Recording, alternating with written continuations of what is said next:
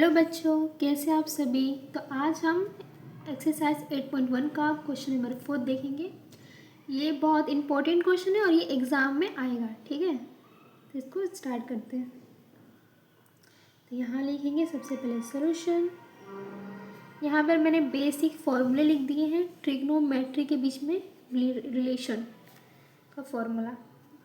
अब क्या करना है, सॉल्यूशन आपको जो पहले दिया ना बेटा वो लिखो। क्या दिया है यहाँ पर, given 15 cot A is equals to 8 and find sine A and cos A। ठीक है, यहाँ पे जो लिखा है उसको लिख दो, तो दिया गया है। अब यहाँ से 15 क्या मल्टीप्लिकेशन में इज इक्वल टू, कि उधर जाएगा तो क्या हो जाएगा, डिवाइड में हो जाएगा। So cot A is equals to 8 upon 15 आएगा तो डिवाइड में हो जाएगा। तो ये मुझे मिल गया cot A का वैल्यू। यहाँ पर जो A है, A क्या है, एंगल है, ठीक है। A क्या है, एंगल। तो cot A is equals to 8 upon 15 दिया है। हमें क्या चाहिए, साइन A सेक, ठीक। अब मुझे पता है जो tan थीटा होता है वो 1 अपॉन cot थीटा होता है। तो यहाँ पर थीटा है, यहाँ पर A का मतलब कोई थीटा मतलब क्या है, एंगल। चाहे वो एंगल A हो सकता है, एंगल B हो सकता है, एंगल C हो सकता है, कुछ भी हो सकता है। तो यहाँ पर हमें एंगल A दिया हुआ है, ठीक। तो tan के बीच में और cot के बीच में रिलेशन ये होता है। तो मुझे cot का वैल्यू यहाँ पे दिया हुआ है, यदि मैं cot का वैल्यू रख दूँगी तो मुझे tan का वैल्यू मिल जाएगा, है ना। तो यहाँ लिखो, we know that tan theta दिया ना, तो लेकिन मेरा एंगल क्या है, A है। तो मैं यहाँ पे थीटा की जगह पे क्या लिखूँगी, A is equals to 1 upon cot A। Okay, so tan A is equals to 1 upon cot का वैल्यू क्या दिया यहाँ पर, 8 अपॉन 15। तो 8 अपॉन 50 लिख दो। इससे tan A is equals to 15 क्या है, ऊपर चला जाएगा, तो 15 अपॉन 8 नीचे गिरेगा, ठीक है। ये हो गया हमारा tan A का वैल्यू। अब सेम फॉर्मूला में देखो,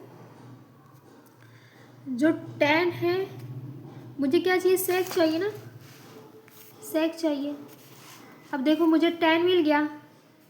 यदि रिलेशन फॉर्मूला आपको याद है ना तो आप आसानी से निकाल लोगे। मुझे tan मिल गया है, यदि मैं इस फॉर्मूले में tan का वैल्यू रख दूंगी तो मुझे sec का वैल्यू मिल जाएगा, है ना। चलो अब हम लोग ये वाला फॉर्मूला यूज़ करेंगे। तो यहाँ पर हो जाएगा सेम, यहाँ पे लिखो same, we know that 1 plus tan square theta की जगह पर हम क्या लिखेंगे, angle A is equals to, क्योंकि हमें एंगल A दिया है ना, is equals to sec square A। So 1 plus, अब tan A की जगह पे क्या लिखेंगे हम लोग, ये वाला वैल्यू हमने निकाला है ना, ये वाला। सो 15 अपॉन 8, tan A का वैल्यू लिख दिया। अब tan स्क्वायर है तो इसका भी क्या हो जाएगा, स्क्वायर हो जाएगा। सो सेक स्क्वायर 1 प्लस, अब स्क्वायर 15 का भी होगा और स्क्वायर 8 का भी होगा, ठीक। तो 15 का स्क्वायर क्या होता है, 225। आपको स्क्वायर भी याद होना चाहिए, ठीक है। और 8 का स्क्वायर क्या होगा बेटा, 64। Good, same. अब क्या हो जाएगा बताओ, नेक्स्ट स्टेप बताओ क्या करेंगे। अब हम लोग क्रॉस मल्टीप्लिकेशन, इस 1 के नीचे कुछ नहीं, मतलब क्या है, 1 है, ठीक। अब क्या करेंगे, क्रॉस मल्टीप्लिकेशन, इसका मल्टीप्लिकेशन इसके साथ करेंगे। 64 प्लस है तो प्लस लिख दो। अब इसका मल्टीप्लिकेशन इसके साथ करेंगे।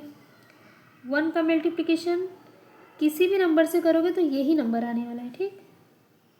डिवाइड, अब सामने सामने मल्टीप्लिकेशन करो। 1 का मल्टीप्लिकेशन 64 के साथ करोगे तो 64 ही आएगा, सेक स्क्वायर A, ठीक है।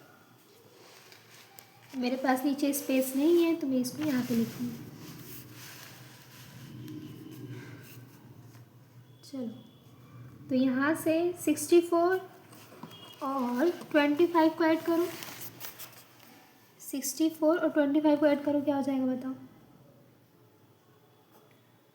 549 268 289 अपॉन 64। तो यहाँ पर लिख दो 289 upon 64 is equals to sec square A. अब मुझे क्या चाहिए? सिर्फ सेक ए चाहिए ना, सेक स्क्वायर नहीं चाहिए। तो स्क्वायर हटाने के लिए मैं क्या लूँगी? दोनों साइड स्क्वायर रूट लूँगी। So taking square root on both the sides. ठीक है, तो क्या हो जाएगा ये बेटा? 289 अपॉन 64 का square root is equals to sec square A square root. अब क्या होगा बताओ? स्क्वायर से स्क्वायर रूट कैंसिल हो जाएगा, तो यहाँ पे बचा सिर्फ सेक ए। ठीक है, अब 289 किसका स्क्वायर रूट है? याद होना चाहिए आपको। ठीक है, 17 का है। 17 का स्क्वायर क्या होता है? 289। स्क्वायर को उधर भेजो, 17 इज इक्वल्स टू स्क्वायर उधर जाएगा तो स्क्वायर रूट बन जाएगा। तो इसकी जगह पे मैं 19 लिख सकती हूँ ना, सॉरी 17 लिख सकती हूँ। 17 अपॉन और 64 किसका स्क्वायर रूट है? 8 का। तो यहाँ से मुझे सेक ए का वैल्यू मिल गया। इजी था ना। अब मुझे क्या फाइंड आउट करना है? सिर्फ सेक तो मिल गया, अब मुझे क्या फाइंड आउट करना है? सिर्फ साइन ए। ठीक है, अब देखो यहाँ पर यदि मुझे सेक मिल गया है तो सेक का वैल्यू यहाँ पे पुट करूँगी इस फॉर्मूले में, तो मुझे कॉस मिल जाएगा। और कॉस मिल गया तो इस फॉर्मूले में यदि मैं कॉस का वैल्यू पुट करूँगी तो मुझे साइन मिल जाएगा। तो हमारा ये भी वैल्यू मिल जाएगा, है ना। तो चलो पहले ये फॉर्मूला लगाते हैं। तो यहाँ से पहले कॉस निकालते हैं। Same way similarly we know that, हमें क्या पता है बच्चा? Cos A is equals to होता है 1 अपॉन सेक ए के। ठीक है, तो यहाँ से cos A is equals to 1 upon sec A का वैल्यू क्या दिया है? 17 अपॉन 8।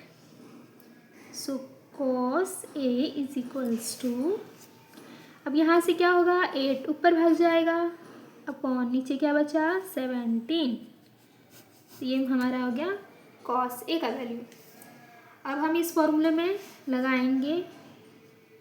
चलो अब दूसरा फॉर्मूला लगाते हैं। वी नो दैट, कौन सा फॉर्मूला है हमारा? Sine square A plus cos square A is equals to 1।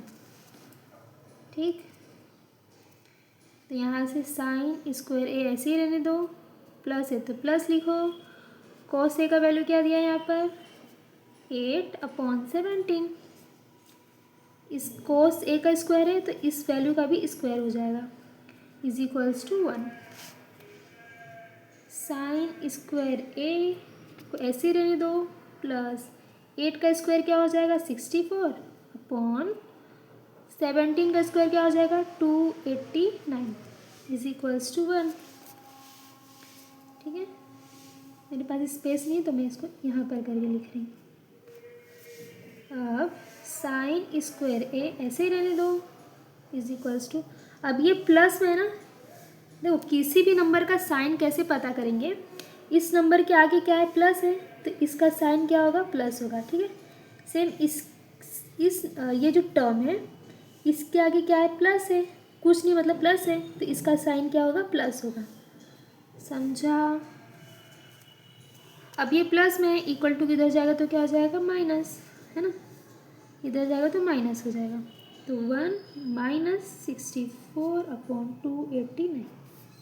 देखो इसका साइन पहले प्लस था, जब बराबर उधर गया तो क्या हो गया? इसका साइन अब माइनस हो गया, चेंज हो जाएगा।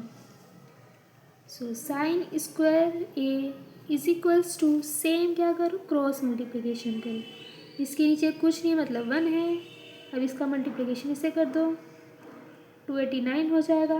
बीच में माइनस है तो माइनस ही लिखो, फिर इसका मल्टीप्लिकेशन इसके साथ कर दो, सेम इसका मल्टीप्लिकेशन नीचे के साथ करो।